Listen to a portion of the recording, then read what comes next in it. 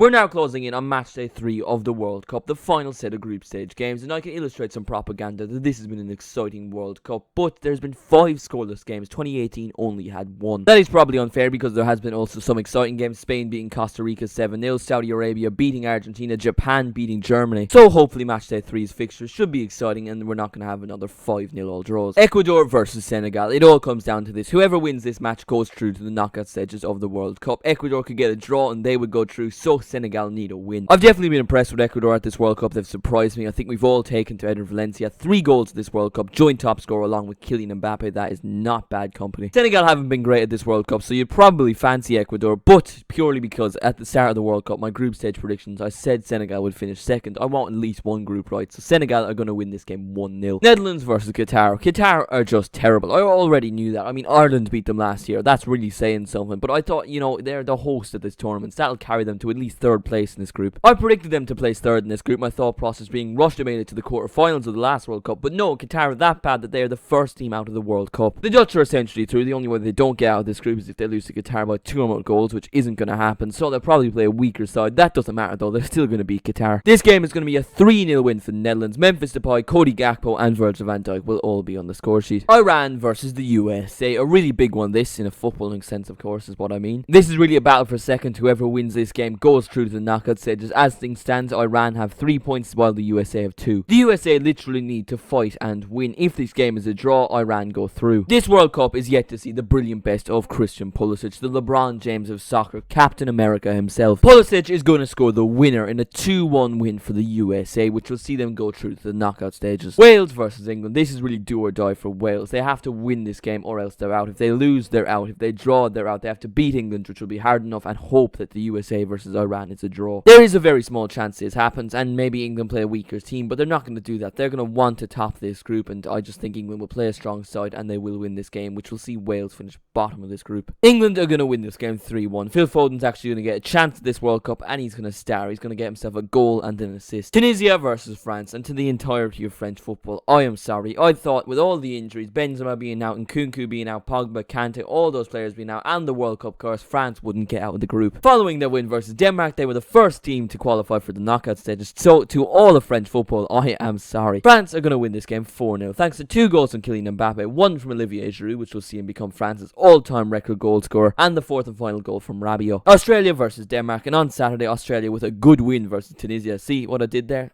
Good win, like the player? Yeah, I'm sorry. Feel free to unsubscribe. I do like Australia. They have a good team. They have a good squad. But sadly, they're not going to be winning this game, which means they won't go on to the knockout stages. Denmark will be winning this game, which means they'll go to the knockout stages. You look at the players Denmark have, and they could definitely be a dark horse for this World Cup. Eriksen especially leading his country yet again. I reckon he will score in this game in a 2-0 win for Denmark. Poland versus Argentina. Argentina rescued versus Mexico by who else than Lionel Messi? The best there ever has been, the best there ever is, and the best there ever will be. A goal and an assist in that game for Lionel Messi. The assist, nothing special, but that goal was pure class. It was brilliant. And even though Robert Lewandowski finally scored his first World Cup goal and it looked like Poland are actually going to push for the knockout stages, this game is going to be Argentina's game. They're going to win 2-0, and who else has scored the goals but Lionel Messi? Saudi Arabia versus Mexico. This game is probably more important for Poland than Poland versus Argentina, because if it is a draw, they advance to the knockout stages. If Mexico do win this game and Poland get nothing out of the game versus Argentina, they'll be on level points with 4. However, Poland will be ahead on goal difference, so Mexico will want to score a lot in this game. And you know what? I reckon Mexico will do it. They're going to absolutely batter Saudi Arabia. It's going to be a 3-0 win. 2 goals from Raul Jimenez and 1 goal from Lozano. Croatia versus Belgium, and Belgium, honestly, what a terrible result, losing to Morocco. They just didn't seem like they wanted to win that game. I've always said Roberto Martinez, he's not good enough for Belgium. You have that golden generation. We will not see a Belgium side as good as the one this year and maybe in 2018. That was probably their best. Since then, Hazard, Lukaku, Mertens, they've all declined. I think Courtois and De Bruyne are currently peaking. I don't think you'll see those players getting better than where they are currently now. And you know what, just to exemplify how bad of a manager Roberto Martinez is, Belgium are going to get grouped. They're not getting out of the group stages. A draw will see Croatia through, so it's going to be a 1-1 draw. Canada versus Morocco, and I know I touched a bit on it during the Belgium segment, but you have to say it again. Fair play to Morocco. A great result versus Belgium, winning 2-0, and that surely gives them so much of a better chance of getting to the knockout stages. You have to give credit to the Moroccan manager, both of his substitutes scoring the 2 goals to give them a 2-0 win versus Belgium, and I reckon this time it won't be a win, but it will be a draw, which should be enough to see them through to the knockout stages. In true 2022 World Cup fashion, this game is going to be a 0-0 draw. Japan versus Spain, and I am recording this video before Spain played Germany, so theoretically, if Germany do win, that means every single team in this group is on 3 points after Japan surprisingly lost to Costa Rica. I still would fancy Spain in this game, no matter the outcome of the game versus Germany, and I do reckon Spain will win this game 2-1 thanks to awesome Gavi and Pedri. They're 2 star midfielders. Costa Rica versus Germany. Germany surprisingly lost to Japan, while Costa Rica surprisingly beat Japan in a game where they only touched the ball in Japan's box twice. That's a World Cup record. I don't even know how it's possible to beat a team while only touching the ball in their box twice. And you know what, I have to say, fair play. They now have a chance of getting out of the group, and I have to crush that dream as Germany are going to win this game 2-0 thanks to goals to Musiala and Thomas Muller. South Korea versus Portugal. I think it's a thing almost everyone is doing. Because it's Messi and because it's Ronaldo's last World Cup, we're almost backing them in every single game, and that's what I'm doing with Portugal and Argentina. And you might think I might be setting you up, that I'm going to backtrack and I'm going to say South Korea are going to win this game. No, I'm not going to be saying that. Even though I don't rate Portugal's manager, they still have the individual quality to win this game. It's going to be a 3-1 win for Portugal. Ronaldo, Bernardo Silva and João Felix will all be on the score sheet. Ghana versus Uruguay, and this match is probably one of the most awaited rematches in international football. We've waited 12 years for it, but now we have it. You go back to the 2010 World Cup, Ghana have a chance in the last minute of the game, and Luis Suarez clears it off the line with his hand. He's sent off, and Uruguay end up going through on penalties. Luis Suarez is probably as hated in Ghana as Thierry Henry is hated in Ireland. Luis Suarez, he's a tough lad, right? He can take a hit, but he's getting older now, so I would wrap him up. I'd leave him on the bench for this game because the Ghana players will want to break his legs. Leave Suarez on the bench and give a chance to Edison Cavani, who can play alongside Darwin Núñez, and that will get Uruguay the win, as it will be a 1-0 win, goals coming from Darwin Núñez. Serbia versus Switzerland. These are 2 good teams, and you'd think it would be an exciting match, but this screams 2022 World Cup, 0-0 draw, no goals, boring football, not a very good match. This game is going to be a 0-0 draw, and just don't bother even watching the highlights. Cameroon versus Brazil. Cameroon don't have a very good defence. Brazil have the best attack at the World Cup. Now, my mathematical brain says that equals lots of goals for Brazil. Brazil are going to win this game 4-0. Vinicius Jr., Richarlison, Rafinha will all score, and I can just see a Casemiro rocket heading into the top corner. So, that was my Matchday 3 World Cup predictions. Thankfully, this will be the last of 16 games, and we can go down to 8 games, so, you know, I won't be getting 16 games wrong. Eventually, we will cut it down to the very best playing against each other instead of watching Qatar, because we all know that's just awful. Thank you all so much for watching my Matchday 3 predictions. Let me know in the comments your Matchday 3 predictions. If you did enjoy the video, make sure to leave a like. If you are new, subscribe, and I will see you in the next one.